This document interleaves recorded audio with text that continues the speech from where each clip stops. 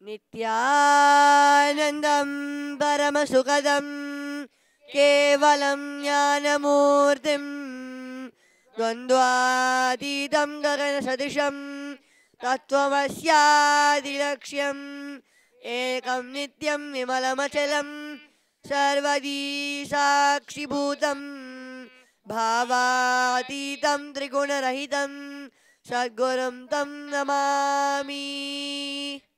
We welcome all the Sri Mahants, Mahants, Kotaris, Tanidars, Balasans, visitors, viewers, disciples, devotees, Samajis and Satsangis for this Vaakyaartha Sadhas conducted by Balasans of Nithyananda Gurukul. The topic for today's Vaakyaartha Sadhas is today's Satsang. I have a question. Swamiji said in today's satsang, postponing is Roha for Kalabhaiva. Can anybody explain me? What I feel is because of Kalabhaiva itself, time is moving. So since time is moving, life is also continuously expanding itself. So whenever you decide against life and you postpone when life presents you something new, that time you're going against the flow of life. So when you're going against the flow of life, it's like doing droha to Kalabhaiva. Because Kalabhaiva is continuously moving and also time moves along with him.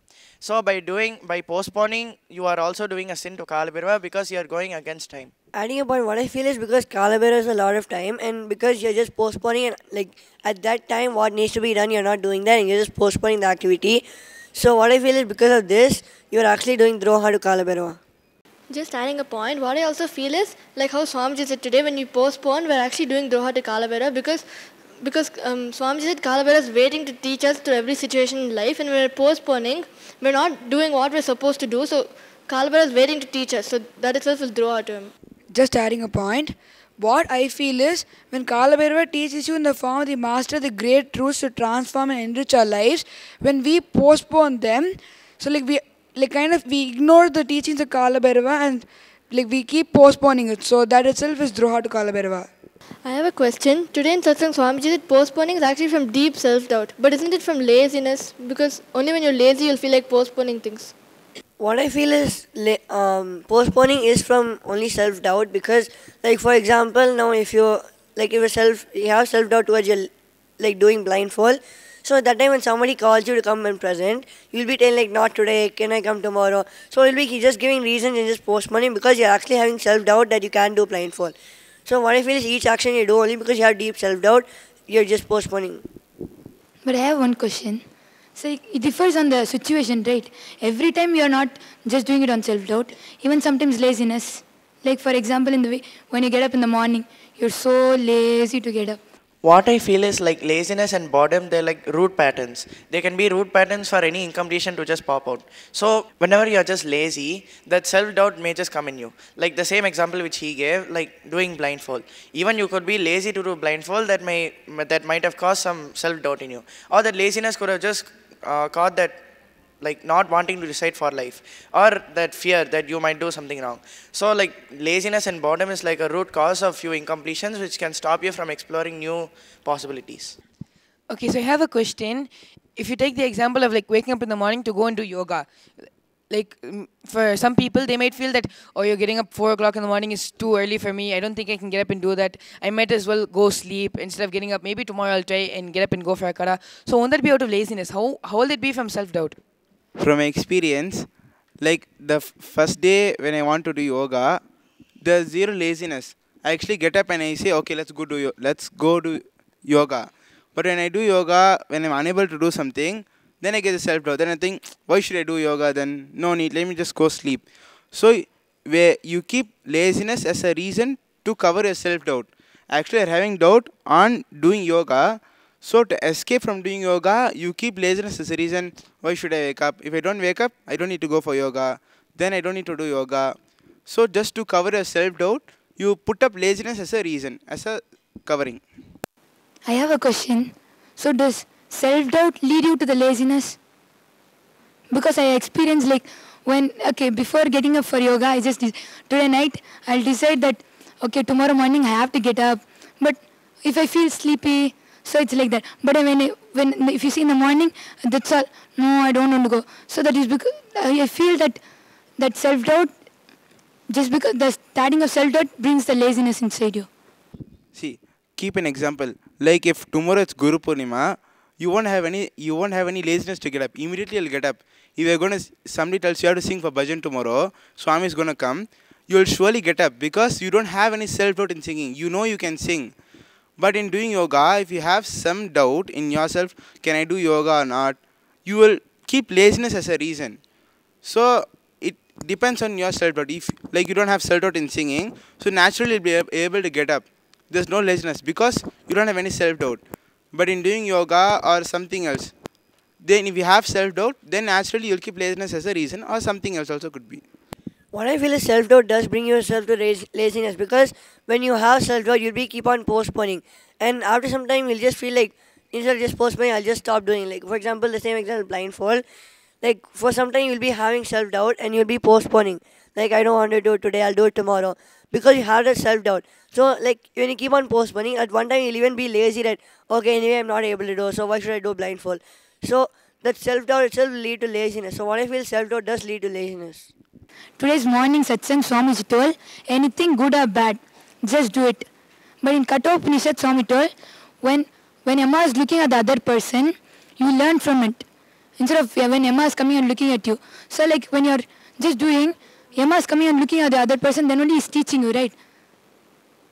So can you explain me this? See, from what I understand, when Swamiji is speaking about Kathopanishad, when he spoke about looking into the eyes of death when he's staring at somebody else, what I understood was instead of postponing of contemplating about death and facing death, instead of postponing that, okay, when after all he's looking at somebody else, why should I look at him now? When he comes to me, that time I look at him. Instead of postponing, see, because when you postpone, when you decide that only when Yama starts looking at me, then I'll stare to him, you'll be unable to bat. As Swamiji told, it'll be too painful for you. You'll be unable to stand to his eyes. So when he's staring at somebody else, that time when you stand to his eyes, it'll be much more easier for you. You'll be able to overcome the fear of death. So this is what I understood from when Swamiji is speaking about in Kathopanishad about staring into the eyes of Yama.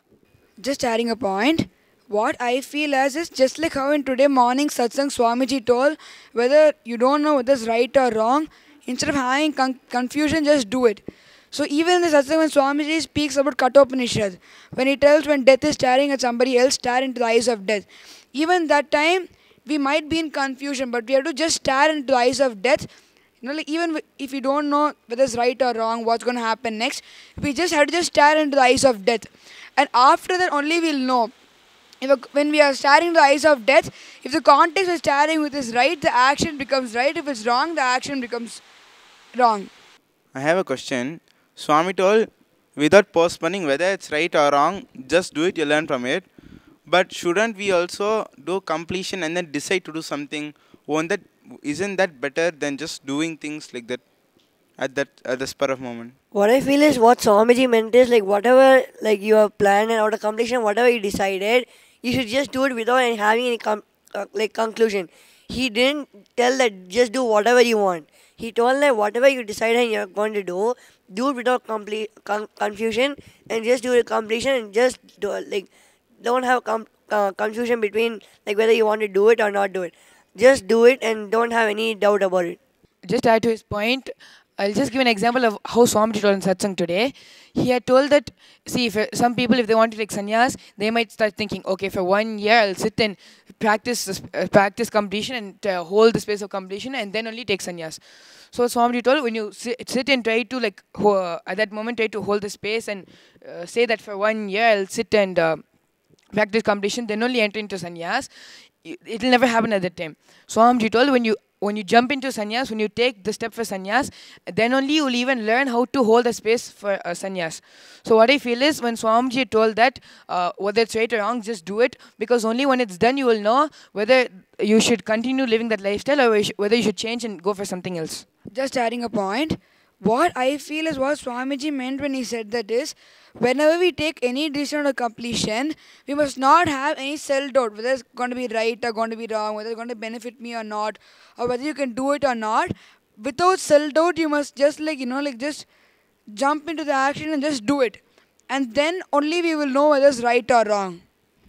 And also what I feel is like when Swamiji told whatever happens to you, just do it. Like Swamiji meant like if your friends like example, if your friends tell you to do something bad, it's not that you should do it and learn from it. So like every single time your friends tell you to do something bad, it's not that you should do it and learn from it. You should immediately take responsibility for it instead of postponing it. Means like immediately like doing it means like taking responsibility for it instead of doing the action, setting the right context and taking complete responsibility over it. If your friends are telling you to do something bad, you taking responsibility for their inauthenticity and making them authentic. That is what is not being in the postponing and immediately taking responsibility. I have a question. Like Swami told today, just do. Is it right or wrong? Just do it. Like, should we just do or set the right context and do it? I think you should actually set the right context, because just doing it will not even teach you anything. And when you set the right context, okay, let me do this now. Let me see what I can learn from it. Let me not postpone anymore. Let me see what I can learn from life and become more complete. When you set that context in whatever you do, without postponing whatever you do, it will teach you something. But without setting the right context, just doing whatever you feel like doing, it will not teach you anything, and you might just get into more and more problems. Just adding a point, what I also feel is by setting the right context, you're not postponing. Because what I understood is the context when Swamiji said postponing, it was like, I'll do it later, and you end up not doing it at all. But when you set the right context, you won't even feel like postponing anymore. You'll know how to do it, and the whole action will be different because you have the right context. What I feel is like just doing is not the thing. Only when you set the right context, the right like the completion will happen when you're doing the action. Like using the same example, if your friends tell you to do something bad, so you should set the right context to enrich them, or else you might be thinking that okay, I'll enrich them now, then afterwards they won't be friendly with me. They'll think that I just like backstab them and go whenever they tell me to do something bad. So your friends might have a wrong context about it. But when you set the right context to enrich them and make that bad idea go away from them, that time they'll understand that you are just trying to enrich them. So when they understand that, they think that you are helping them and they show love towards you instead of getting into incompletion. So whenever you set the right context only, the whole action becomes complete. Just adding a point, what I feel is before doing any action, it's the right context and do. Because without the context, we won't know why we are doing the action. So we might keep doing the action again and again without a context, and we won't even know why we are doing the action. So, like when we don't know why we are doing any action, like nothing happens after that. So what I feel is before doing any action, it's the right context and do, only then you'll know why you're doing the action. I have a question. How can we stop postponing? What I feel, like how we can get over postponing is whenever we keep setting the right context for every action we do, and when we keep doing the action without self-doubt, like that time we get over postponing. Adding a point, what I feel is just deciding to drop the postponing, you will stop postponing. I think you can stop postponing just by without postponing and immediately just do the thing. Don't worry what will be the result, what will you get. Just trusting what Swami told, knowing that Kalabhairava will take care of whatever is happening. Just do that action spontaneously and it will enrich you to be more and more complete. What I feel is to stop postponing continuously, just start deciding for life. Any moment just present in front of you, just say yes to everything which is happening and do. So what I feel is when you say yes to the life, you'll stop postponing.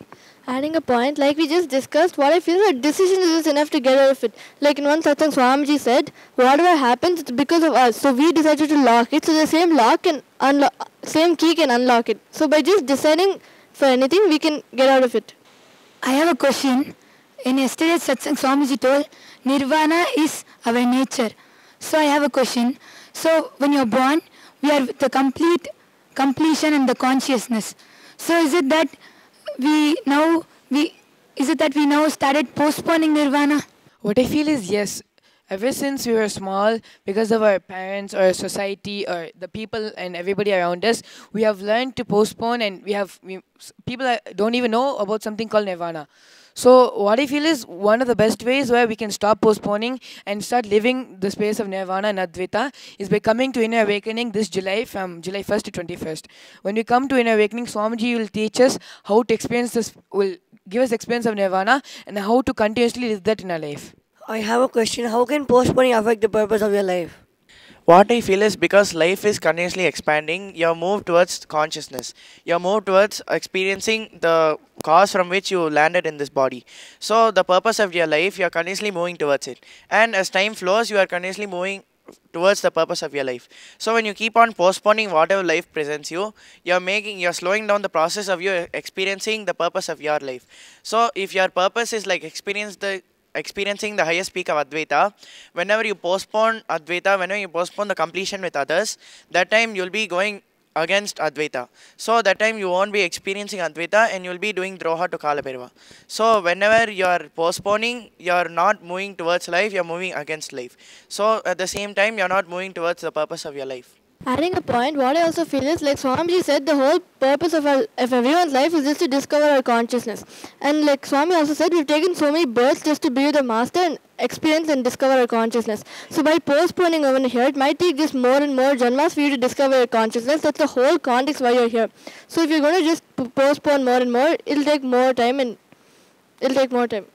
Just adding a point, what I feel is when we keep postponing things, like in addition to the completion, we keep postponing them, you take more and more time to discover your consciousness, and at one point you start even postponing the purpose of your life. So for example, you decide your purpose of your life is enlightenment and you start postponing it, and over a period of time it becomes like, no, not now, I'll start working for enlightenment later. No, not today, I'll start tomorrow. Why complete today? No, I'll have all these patterns for today and start tomorrow. Like this, when you keep postponing your purpose of your life, it takes more and more time, and in the end you have to take more and more janmas to achieve the purpose of your life. So what I feel is like this, when you keep postponing the actions you're going to like give the purpose of your life, you like are diverted from the purpose of your life. Okay, so I just want to share a story for this. Like there was two birds. So one bird's purpose of life was completely enlightenment. So one was on the top of the tree. So it has just got enlightened and is happily sitting there. So there was one more bird which is in the bottom of the tree. Like that bird just it also feels, no, even one day I should reach where that bird is sitting. So they'll be just thinking. Then it'll start moving. When it starts moving, it just sees the sweet fruits there and start eating. So when like it just feels that, so that I feel is that fruits are the incompletion, we all just get stuck there. We think our incompletions are so part of us, so we continuously we just postpone our life itself, like we don't move to the next level. We continuously postpone just by sitting. Oh, my incompletions are so nice, just sitting with your incompletion. But then one day when that bird eats the bitter fruit, it understands, no, this is not my life. My life is enlightenment. So it starts reaching. So what I feel is we all just get stuck with the incompletion instead of just moving to the purpose of our life, which is enlightenment. Okay, so today in Vaakyaartha Sadhas, we learned today that when you postpone the purpose of your life, you just get stuck in more and more incompletion, and as Swamji told today, you'll be just doing Droha to Kalabhairava. You'll be just put into more and more suffering until you decide to stop postponing and to start living life. With this, we come to the conclusion of today's Vaakyaartha Sadhas. We will continue exploring into the deeper truths in the further Vaakyaartha Sadhas. We will now conclude with the Purna Mantra. Om Purnamadah Purnamidam Purnat Purnamudachyate Purnasya Purnamadaya Purnameva Vashishyate. Om Shanti Shanti Shanti Hari Om Tat Sat Sarvam Satguru Padukarpanamastu. Om Nithyanandam